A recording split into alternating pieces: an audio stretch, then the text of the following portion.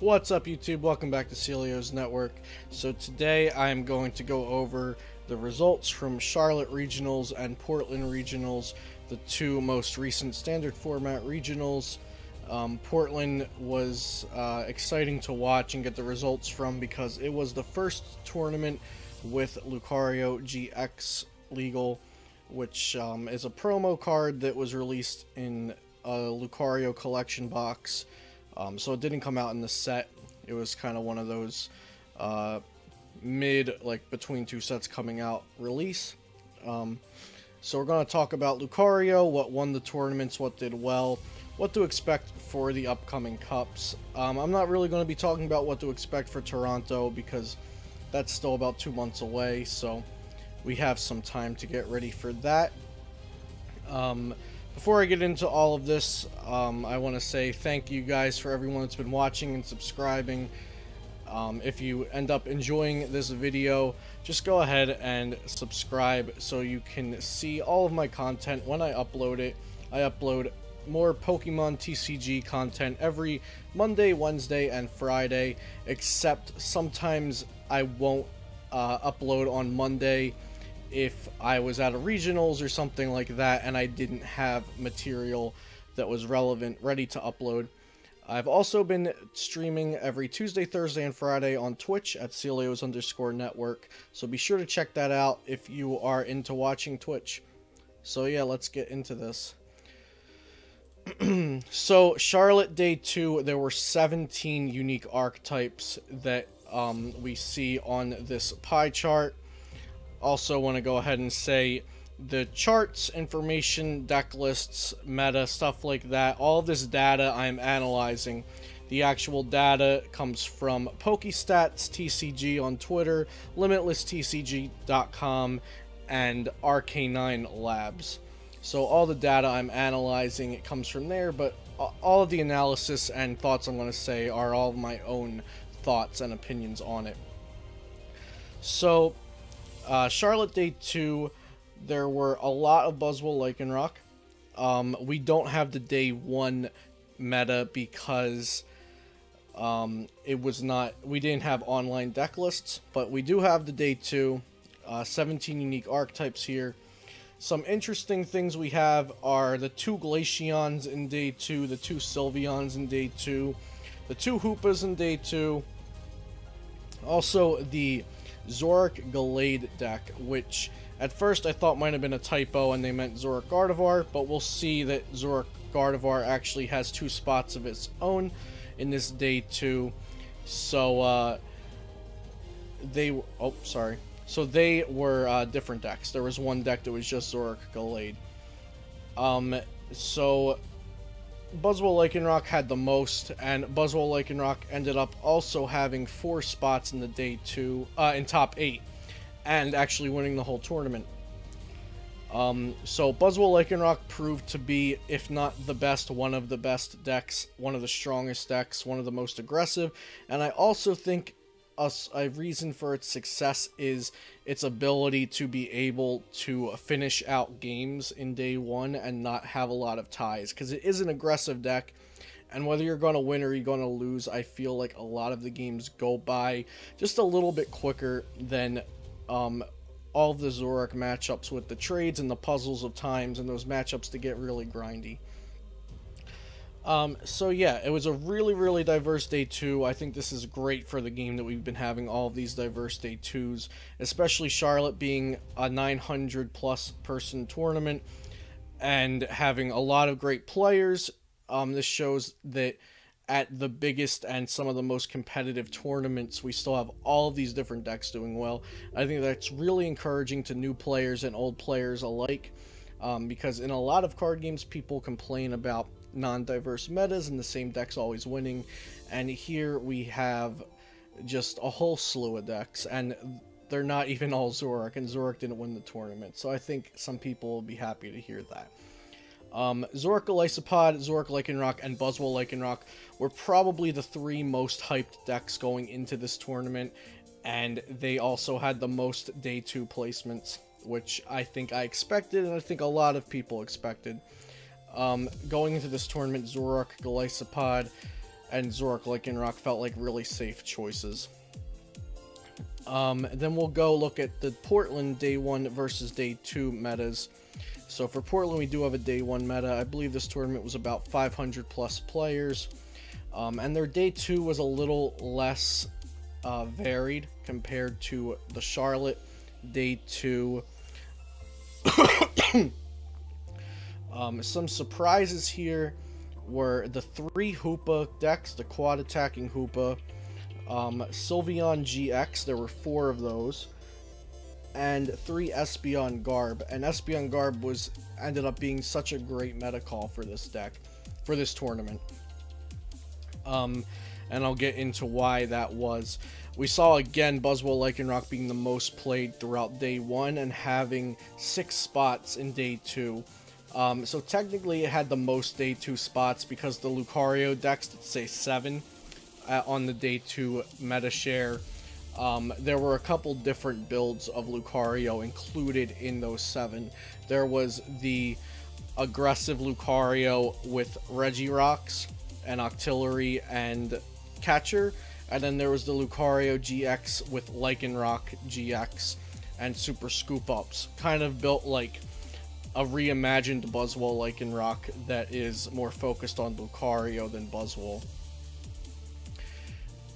So yeah, Espeon Garbodor was a very good meta call for this because of all the new Lucario decks that people were experimenting with.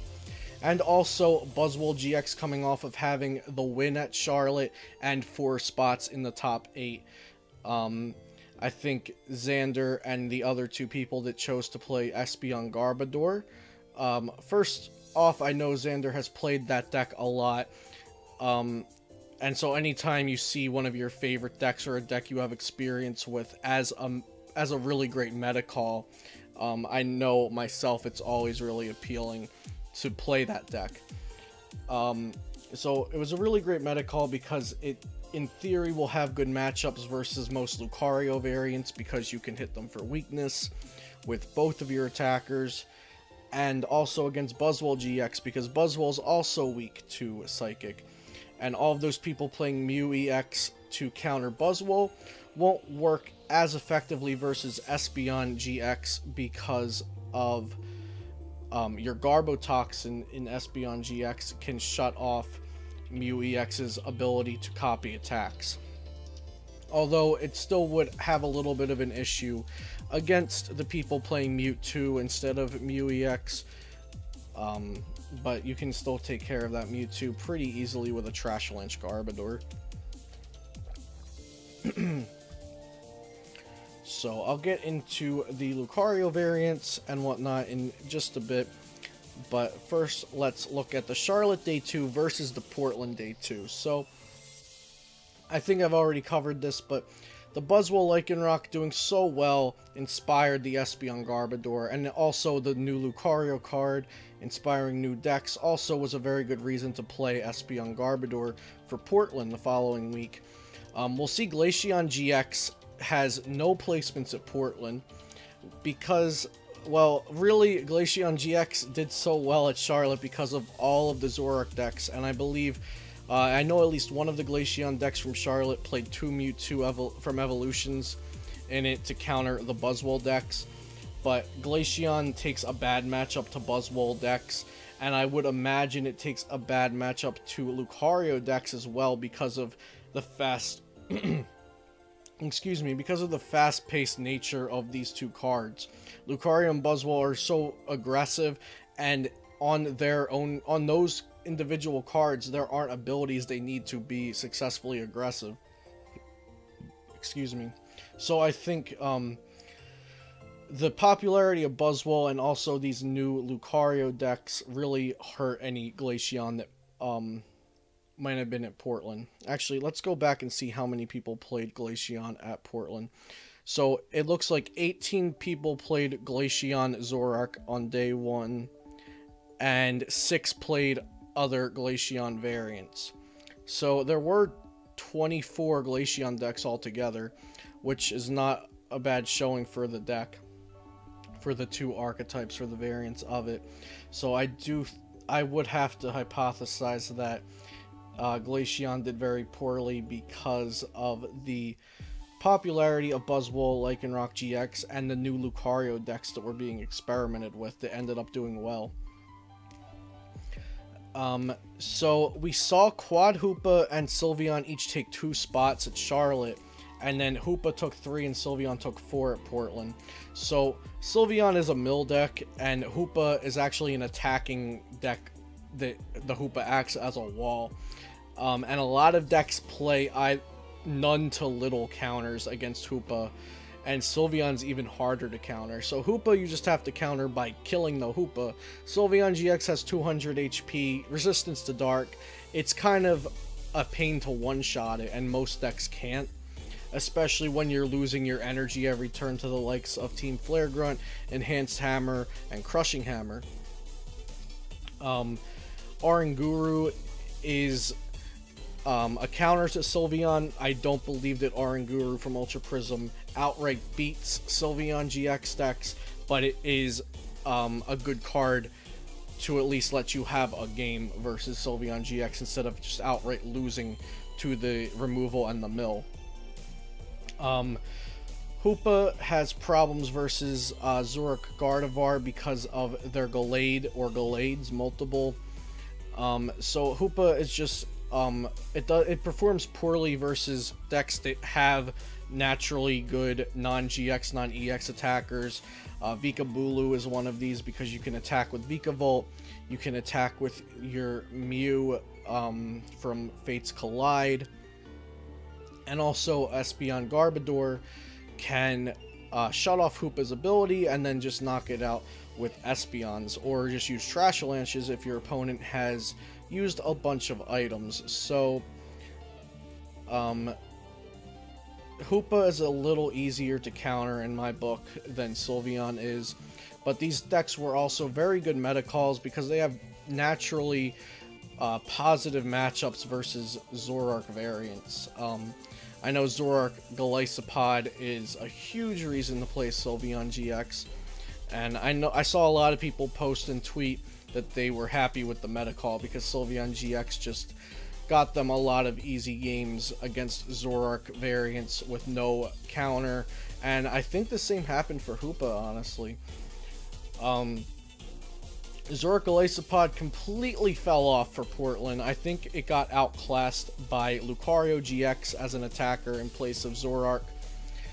And I also saw a lot of people place well with decks other than Zoroark Golisopod that were new or good meta calls, and those people might have chosen Zoroark Golisopod at past tournaments like Charlotte. Let me fix this. I'm sorry. Let me fix this real quick. The Zoroark Golisopod number for Charlotte actually is being cut off. I just realized that. So there were 4 of them. Okay. That's better. Alright, back to what I was talking about. So yeah, I think Zoroark Golisopod had a combination of being outclassed by Lucario a bit as a better choice for a 1 energy attacker to partner with Zoroark because it hits other Zoroarks for weakness. And also there's a lot of decks to choose from. So Zoroark Golisopod isn't in the outright best deck or safest deck like a lot of people might have thought it was for St. Louis and Charlotte. So Lucario variants, we saw a few of them pop up from Portland. We'll start with this one that Christopher Szymanski took to a top 32 finish, I believe 25th place to be exact. It's really aggressive. It's 4-3 Lucario, 3 Regirock, 1 Buzzwole, and then Octillery for draw support. And you'll also see 3 Pokemon Catcher, which is a super cool card to see come back and be played in decks. Just because catchering up a Zoroark after you evolve your Lucario and Aura Striking is so powerful. And sometimes you need a Sycamore or Kukui or a draw supporter to get into your Lucario energy. So you can also take a flip on Catcher and see if that works. I think this deck is really good to beat down a meta of Zoroark decks, but it has no counter to Espeon GX Garbodor, which if you think you may be seeing that in your area, maybe not play this variant. It doesn't play a counter to Mew EX, but Lucario already kind of has a built-in plan for that, because if you evolve a Lucario, attach a basic fighting, you're doing 120 with Aura Strike. So you don't really need an actual counter for Mew EX. Same for Mewtwo. If you attach a strong energy or have a Regirock down, a newly evolved Lucario is killing a Mewtwo with its Aura Strike. So I've been playing this deck a bit. I put out a video on a similar build Wednesday this week, and it's really fun to play. And like I said, it's super aggressive against Zoroark decks, and I even took a win against an Espeon Garbodor deck on PTCGO, if you want to go check out that video. This one, Rahul Reddy and Michael Premawat played, and they both made day 2 with it. So this is, like I was talking about, kind of a reimagined Buzzwole Lycanroc.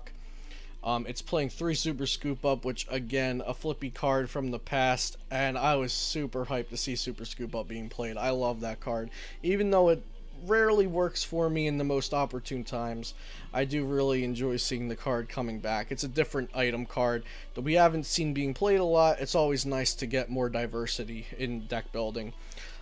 So this deck, again, it does focus on Lucario with a 4-3 Lucario GX line, but it also has a 2-1 Lycanroc, and you can reuse that Lycanroc with Super Scoop Ups.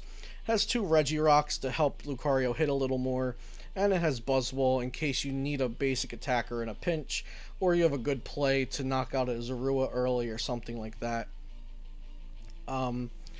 So I do really like this version. I'm not sure if I like this one or Shemansky's List more, but I have played both. They're both really good, and if you're interested in Lucario, I think they're really great places to start.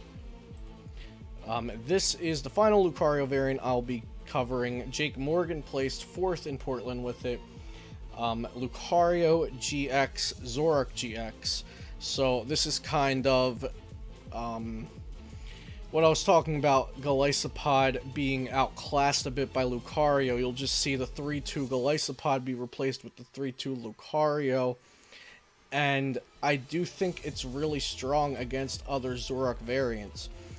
They played 2 Mew EX and a Mewtwo, so it just goes to show you that Jake really knew that he was going to be seeing a lot of Buzzwole, Lycanroc, and possibly other Lucario variants.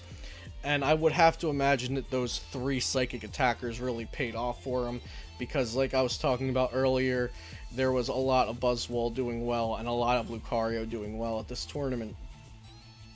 Nothing else too out of the ordinary here in this deck, but I do think this is going to be a popular way to build Lucario and a really popular Zoroark variant moving forward. So Espeon Garbodor, sorry that the image is a little blurry. I think I got this from Xander Perro's Twitter, possibly. But this is Xander Perro won Portland Regionals with Espeon GX Garbodor. One of my favorite decks from the recent year is back, and it seems like a really good meta call. I'm not too sure about the Tauros GX he used with all the fighting around. I think I'd personally rather have an Espeon EX to get some cool plays on evolution decks. But this is a really solid, consistent, straightforward list. It looks like he went for consistency after deciding that Psychic would be a really good play because of the Lucarios and the Buzzwoles. So if you're going to go back to Espeon Garbodor, maybe start with a list like this. The exact 60 took both 1st and 2nd place at the tournament. So I'm going to end this video by talking about a meta for the standard format cups coming up. I really would love to make a tier list, but I think there's way too many good decks right now to make a tier list that will be relevant for all areas and for cups and regional. There's just so many good decks, and it really decides on what people decide are the play. It depends on what people decide the play is and what large groups of people will bring to tournaments. And also your local meta. League Cups really, really vary by tournament to tournament. So I think one thing's for sure certain, Buzzwole Lycanroc is defining the meta. We're seeing people play multiple Mews, multiple Mewtwo's, even switching their entire deck to Espeon Garbodor, playing that deck, which is just one large conglomeration of psychic attackers that can kill Buzzwole.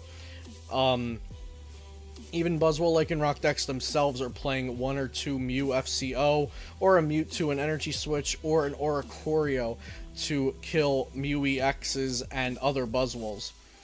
So I really think Buzzwole Lycanroc is the driving force in this meta right now. And partially because it's a great card, and partially because it hits the other driving force in our meta, Zoroark GX, for weakness. So we have Lucario GX coming out, made Psychness weakness an even more important target. So if Buzzwole wasn't enough of a reason to play Mew EX, then we have Lucario GX here, which is a really strong card.